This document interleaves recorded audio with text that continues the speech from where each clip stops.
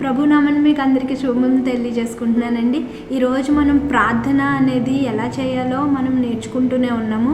ప్రార్థనలో మనం ఏ విషయాన్ని ప్రాముఖ్యతగా మనము ప్రార్థించాలో ఈరోజు తెలుసుకుందామండి. ఎందుకంటే ప్రార్థన అనగానే మనం ఒక లిస్ట్ రాసేసుకున్నాము, దాన్ని ఓపెన్ చేసి ప్రార్థన చేసేసుకుంటాము. లేదంటే మనకి ఏమైతే గుర్తున్నాయో ప్రార్థన చేసేసుకుంటాం. ఆ ప్రార్థన లిస్ట్లో ఫస్ట్ నాకు ఇల్లు కావాలి దేవుడా, నాకు ఒక బండి కావాలి దేవుడా, నాకు ఒక కారు కావాలి దేవుడా, నేను వేరే రాష్ట్రం వేరే దేశాలు తిరగాలి దేవుడా.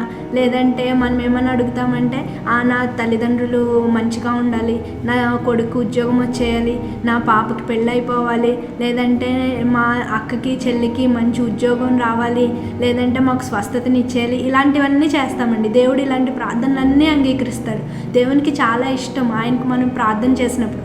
కాకపోతే మనం కూడా ఆయన ఇష్టాలని ఆయన వేటికైతే ప్రాముఖ్యత ఇస్తారో అవి మనం ఫస్ట్ మన జీవితాల్లో మనం ప్రార్థన చేసినప్పుడు ఫస్ట్ మనము ఆయన ప్రాముఖ్యతను బట్టి మన ప్రాముఖ్యతని ఇచ్చామనుకోండి, దేవుడికి చాలా సంతోషం వస్తుంది. ఇంకా మనము ఈ భూమి మీద జీవించాము అంటే మనకు ఒక ఉద్దేశం ఉంటుంది. అదేంటంటే ఆయన ఇచ్చానుసారం మనం జీవించాలని ఆయన ఎప్పుడు కోరుకుంటాడు.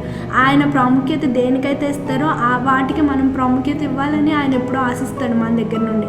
కాబట్టి మనం ఏం చేయాలంటే మన రెస్పాన్సిబిలిటీ ఏంటంటే మనం చేయవలసిన పని ఏంటంటే మన ప్రార్థనలన్నీ చెయ్యాలి. కాకపోతే మన ప్రార్థనలకి ఎంతైతే ప్రాముఖ్యత ఇస్తామో అన్నిటికన్నా ముందు మెయిన్ ప్రాముఖ్యత మనం ఎవరికి ఇవ్వాలంటే దేవుణ్ణి ఏదైతే దేవుడు ఆశిస్తున్నాడో, దేవుడు ప్రపంచాన్ని ఎలా ఉండాలని ఆశపడుతున్నాడో, దేవుడు ప్రపంచంలో ఉన్న ప్రజలందరూ ఎలా ఉండాలని ఆశపడుతున్నాడో ఆ ఆశయాన్ని మనము నిర్మించేవారంగా, ఆశయాన్ని మనము కట్టేవారంగా మనం కూడా మన ప్రార్థనలో వాటికి ప్రాముఖ్యతనిచ్చుకుంటూ ఉండాలి. కాబట్టి ఎప్పుడైనా సరే ఈసారి నుండి మనం ప్రార్థన చేస్తున్నామంటే మన ప్రార్థనలన్నీ పక్కన పెట్టేసి ఫస్ట్ మనం దేవుని ఆశ ఏంటి, దేవుని ప్రాముఖ్యత ఏంటి, ఏమై ఉన్నాయో ఆ విషయాలు అవి రాసుకొని దాని తర్వాత మన ప్రార్థన లిస్ట్ని ఓపెన్ చేస్తే చాలా బాగుంటుందండి. ఎలా అయితే లూకా 12వ అధ్యాయము 31వ వచనంలో రాయబడి ఉందండి, మీరైతే ఆయన రాజ్యమును వెతుకుడి, దానితో కూడా ఇవి మీకు అనుగ్రహించబడును. ఆయన రాజ్యాన్ని వెతకమని ఇందులో బైబిల్లో మనకి తెలియజేయబడుతున్నదండి. మనం ఆయన రాజ్యాన్ని వెతకడం అంటే ఆ ప్రార్థనలో ఆయన రాజ్యాన్ని ఎలా వెతకాలండి? ఆయన రాజ్యము ఏంటి అంటే ఆయన లోకరక్షణ కొరకు ఆశపడుతున్నాడండి. ప్రపంచంలో ఉన్న మనం అందరము రక్షింపబడాలని ఆశపడుతున్నాడు. కాబట్టి మన ప్రార్థనలో కూడా మనం అది జ్ఞాపకం చేసుకోవాలి. రెండవది ఏంటంటే మన అధికారుల కోసం ఖచ్చితంగా ప్రార్థన చేయాలండి. అది ఎవరైనా సరే మనల్ని పరిపాలిస్తున్న అధికారుల కొరకు మనము ఖచ్చితంగా ప్రార్థన చేయాలి. మన లీడర్స్ కోసము, మన పాస్టర్స్ కోసము, మనం ఎవరి కింద అయితే వర్క్ చేస్తున్నామో మన లీడర్స్, మనం ఎవరి కింద అయితే డ్యూటీలో ఉంటున్నామో వాళ్ళ కోసము ఖచ్చితంగా మనం ప్రార్థన చేయాలండి. మూడవది ఏంటంటే ఆయన కోరిక ఏంటంటే పేదవారి కోసము ప్రార్థన చేయాలండి. పేదవారి కోసం ఖచ్చితంగా ప్రార్థన చేయాలి.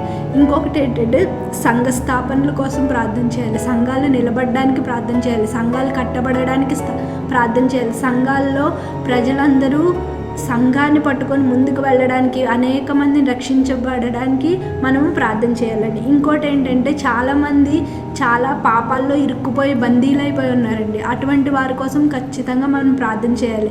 ముఖ్యంగా డ్రగ్ ఎడిక్ట్స్ కోసం ప్రార్థన చేయాలి. చాలామంది తాగుబోతులు అయిపోతున్నారు, తిరుగుబోతులు అయిపోతున్నారు. డ్రగ్స్ వాళ్ళని నాశనం చేసి చంపేస్తుందండి. చిన్నపిల్లలు చనిపోతున్నారు. వాళ్ళ కోసం మనం ప్రార్థన చేయాలి. అలాగే చాలామంది చాలా బంధకాల్లో ఉండిపోతున్నారు. కష్టాల్లో, ఇరుకుల్లో, ఇబ్బందుల్లో వాళ్ళు చిక్కుకుపోతున్నారు. ఎందుకంటే వాళ్ళు చేసిన పాపాలను బట్టి వాళ్ళు బయటికి పడలేక అయిపోతున్నారండి. వాళ్ళంటి వారి కోసం మనం ప్రార్థన చేయాలి. సో మనం ఈరోజు ఏంటంటే నేర్చుకుంటున్నాము, ప్రార్థన మనము చేయాలి. కాకపోతే ప్రార్థనలో ఆయన రాజ్యానికి, ఆయన ఇచ్చకి మనము ప్రాముఖ్యతనిచ్చుకుంటూ మన ప్రార్థన ఉండాలండి. దేవుడి వాక్యం దీవించును గాక.